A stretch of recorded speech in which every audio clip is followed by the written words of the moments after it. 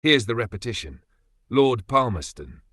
2 terms as Prime Minister, Lord Palmerston served as the Prime Minister of the United Kingdom twice, from 1855 to 1858, and then from 1859 until his death in 1865.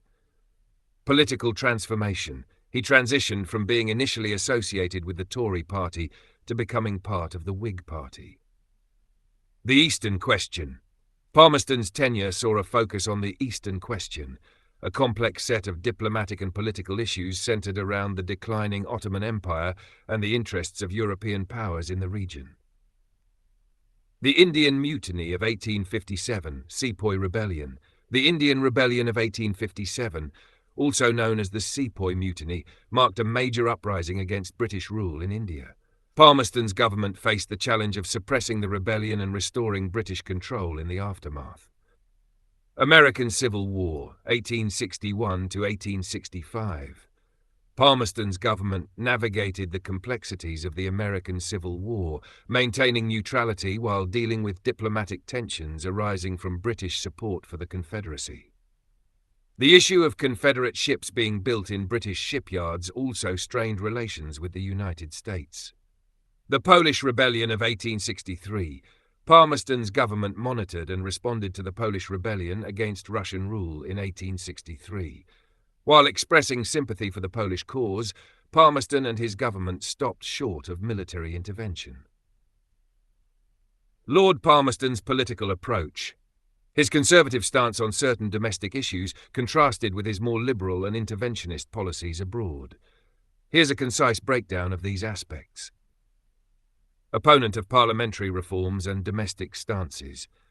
Palmerston opposed parliamentary reforms, indicating a conservative stance on changes to the political system. He resisted granting exemptions on duty for imported paper, which could reflect protectionist tendencies. He was against granting political independence, suggesting a preference for maintaining the status quo. His attitude towards Ireland was marked by indifference, reflecting a lack of emphasis on addressing Irish issues. Liberal policies abroad. Palmerston's liberal approach was more pronounced in his foreign policies. Independence of Belgium, 1830 to 1831. Palmerston supported Belgian independence during the Belgian Revolution, showcasing his liberal stance on self-determination. End of despotic rule in Spain and Portugal. Palmerston's involvement in removing despotic rulers in Spain and Portugal demonstrated his interventionist approach in supporting more democratic changes. Unification of Italy. His support for Italian unification illustrated his intervention in favor of nationalist movements. Polish Rebellion. Palmerston's sympathetic stance toward the Polish Rebellion indicated his support for national independence struggles. Palmerston's political stance was nuanced.